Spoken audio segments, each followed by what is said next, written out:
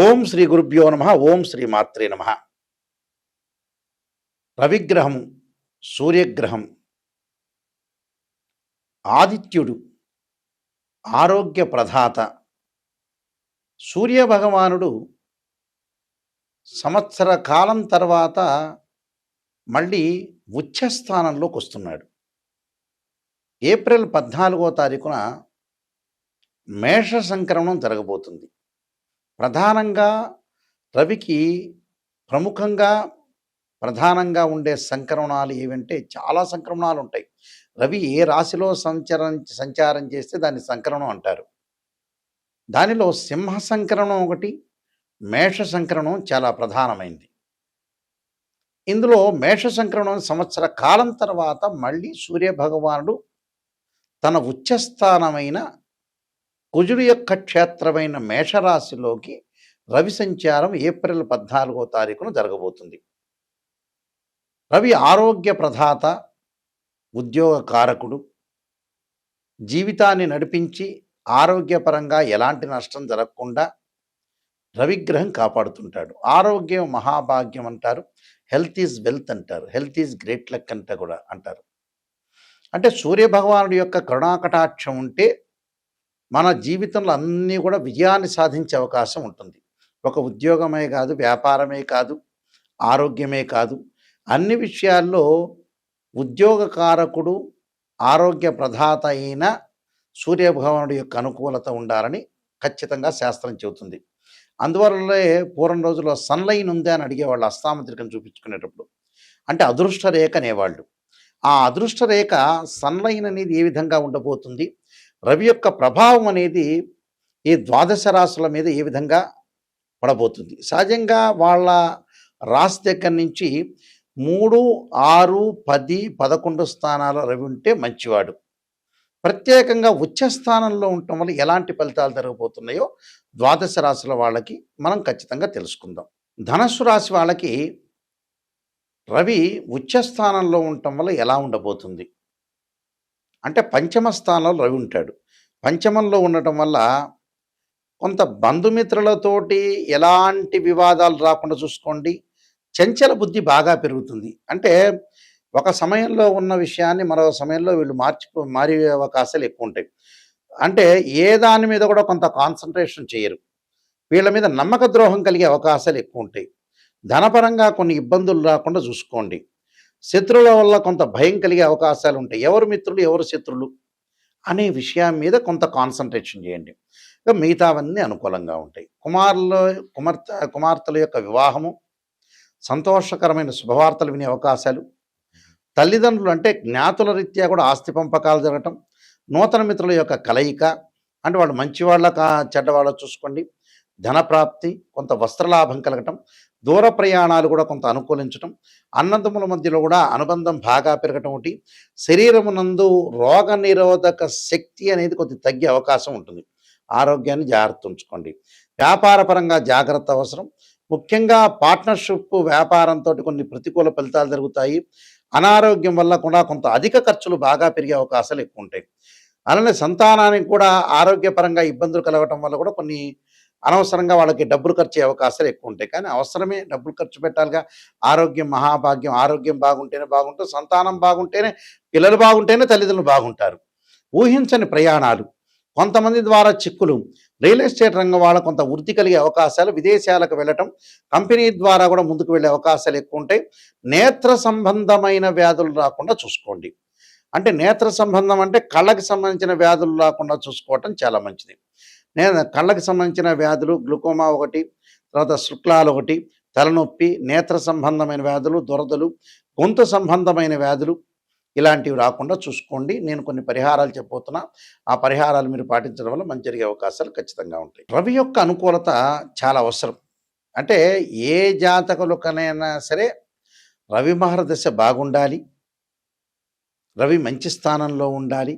రాశిచక్రంలో కానీ, భావచక్రంలో కానీ, నవాంశంలో కానీ రవి అనుకూలంగా ఉంటేనే మనం ఉద్యోగం సాధించగలుగుతాం. ఆరోగ్యం బాగుంటుంది. మనకు ఆరోగ్యం బాగుంటేనే మనం ఉద్యోగం చేయగలుగుతాం, వ్యాపారం చేయగలుగుతాం. ఏదైనా ఆరోగ్యం బాగుంటేనే మనకు అదృష్టం కలిసి వచ్చే అవకాశం ఉంటుంది. అదృష్టం కలిసి వచ్చే గ్రహం కూడా రవే. రవి సహజంగా వాళ్ళ రాశి దగ్గర నుంచి 3, 6, 11 స్థానాలు సుఫలితాన్ని ఇస్తాడు. అంటే వాళ్ళ రాశి దగ్గర నుంచి రవి ఎక్కడున్నాడో చూసుకోవాలి. ప్రధానంగా ఇప్పుడు సంవత్సర కాలం తర్వాత రవి ఉచ్చ స్థానంలో ఉన్నాడు. మరి రవి వల్ల చాలా ప్రయోజనాలు పొందాలంటే ఏందంటే రవి యొక్క అనుగ్రహం అనేది మనకుండాలి. రవి చెడు స్థానంలో ఉంటే ఖచ్చితంగా ఆదిత్య హృదయాన్ని పారణం చేయాలి. సూర్య భగవానుడి యొక్క ఆరాధన చేయాలి. ఆదిత్యాయుధ్నే సహస్రకిరణాయ ధీమహి తన్నో సూర్య ప్రచోదయాత్ అనే మంత్రాన్ని చదువుకోవాలి. వీలైతే శ్లోకం ఉంటుంది. జపాకుసుమ సంకాసం కాశ్యపేయం మహాదుతిం తమోరిం సర్వపాపఘ్నం ప్రణతోస్మి దివాకరం అనే మంత్రాన్ని చదువుకోవాలి. అలానే ఆరాధన చేయాలి. అగ్నిని ఆరాధన చేయాలి. అగ్నిదేవుణ్ణి ఆరాధన చేయటం కూడా చాలా మంచిది. అండ్ రుద్రుణ్ణి కూడా ఆరాధన చేయమంటారు. అంటే సూర్యగ్రహానికి ఏమిటంటే అధిదేవతలు ప్రత్యదేవతలు ఉన్నారు. ఒకళ్ళు అగ్ని, ఒకళ్ళు రుద్రుడు.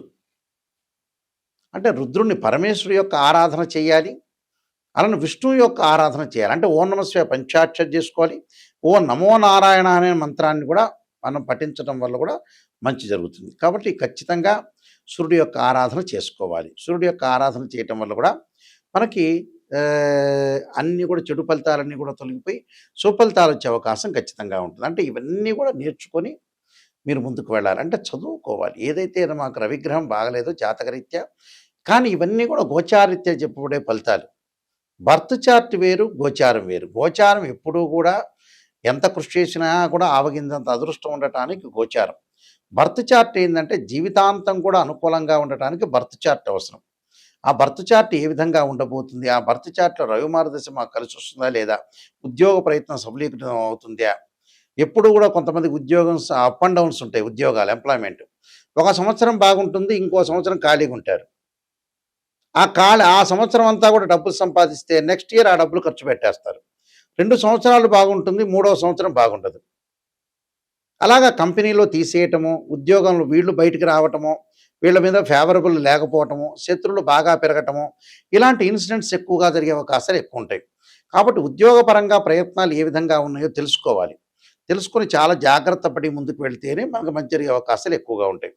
ఉద్యోగం అనేది ఏ విధంగా ఉందో తెలుసుకోవాలి. ఉద్యోగము, ఆరోగ్యము, వ్యాపారము, అలానే ఫైనాన్షియల్ పరంగా ఉండే డెవలప్మెంట్స్ ఇవన్నీ కూడా ఉద్యోగం వల్లే లభిస్తాయి. కాబట్టి ఖచ్చితంగా తెలుసుకోవాలి. నేను కొన్ని ఆస్ట్రాలజీ బుక్స్ రాశాను. ఆస్ట్రాలజీ సంబంధించిన బుక్స్ రాశాను.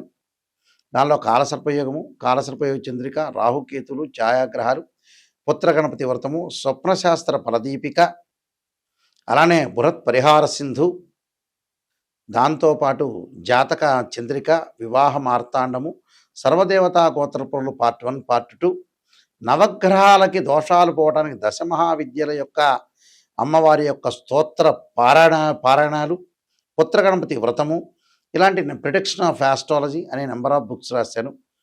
మీరు జాతకాన్ని నిజంగా చెప్పించుకోవాలి, మేము డెవలప్మెంట్ కావాలి నాయకంటి గారి ద్వారా, నిజాన్ని చెప్పించుకోవాల్సిన వ్యక్తులు మాత్రమే నాకు ఫోన్ చేయండి. ఎందుకంటే వాట్ ఈస్ ద రీజన్ అంటే, కొంతమంది జాతకానికి మా దగ్గర అడిగి, గురువు గారండి నెగిటివ్ చెప్పొద్దండి, పాజిటివ్ మాత్రమే చెప్పండి అని అంటారు. పాజిటివ్ చెప్పేటట్టయితే మనం పక్కన వాళ్ళనే అడగచ్చు. మన ఇంటి పక్కన వాళ్ళు ఉంటారు, మమ్మల్ని పొగడండయ్యా అంటే పొగుడుతారు. పొగడటం కాదు, శ్రేయ లోపం మెరుగుట పెద్ద విద్య, లోపం మెరిగిన వాడే పూర్ణవుతాడు. ఎప్పుడు కూడా నెగిటివ్ను మనం పాజిటివ్ చేసుకోవాలి. పాపం నెగిటివ్ అంటే ఇంట్రెస్ట్ ఉండదు చాలామందికి కూడా. ఆ ఇంట్రెస్ట్ లేకపోవటం వల్లనే లైఫ్ అనేది చాలామందికి కూడా వాళ్ళు కొంచెం అట్రఫీల్ కావడానికి కారణం అదే లైఫ్లో. ఎప్పుడు కూడా నెగిటివ్ ఏదైతే ఉంటుందో దాన్ని పాజిటివ్ చేసుకోవాలి. నెగిటివ్ని మనం పాజిటివ్ చేసుకుంటేనే జీవితం అనేది ధన్యమైపోతుంది. ఎప్పుడూ పొగట్టంలో నువ్వు రాష్ట్ర ముఖ్యమంత్రి అవుతావు, నువ్వు ప్రధాని అవుతావు, మినిస్టర్ అవుతావు, ఇవన్నీ ఏముండేయండి ఫూలిష్నెస్ విషయాలు నిజం చెప్పాలంటే. ఒక ఉద్యోగపరంగా కానీ ఆరోగ్యపరంగా ఇబ్బందులు కలుగుతున్నాయని చెప్పినప్పుడు మనం జాగ్రత్త పడటానికి అవకాశం ఒకటి ఉంటుంది. అలాంటి విషయాలన్నీ కూడా మీరు గ్రహించండి. ప్రతి వాళ్ళు చెప్పే విషయాన్ని ఏం చెబుతున్నారు, వాళ్ళు నిజం చెబుతున్నారు, అబద్ధం చేస్తున్నా టాలీ చేసుకోండి, నిజాన్ని తెలుసుకోండి. అలానే మా వెబ్సైట్ ఉంటుంది www.nayakanti.com కానీ nayakanti.in కానీ, ఇది చూడండి, మీకు అన్ని విషయాలు దానిలో సమగ్రంగా ఉంటాయి. అలానే మీరు స్క్రీన్ మీద స్క్రోలింగ్ అవుతున్న నెంబర్ ఉంటుంది, నా నెంబర్కి మీరు ఫోన్ చేయొచ్చు. అన్ని విషయాలు మీరు తెలుసుకోవచ్చు. నిజాన్ని తెలుసుకునే వాళ్ళు మాత్రం నాకు ఫోన్ చేయండి దయచేసి. అలానే మీ అందరికీ కూడా మంచి జరగాలని ఆశిస్తూ శ్రీ పరమేశ్వరి యొక్క కరుణాకటాక్షం ఉండాలని ఆశిస్తూ సర్వే జనా సుఖినో భవంతు.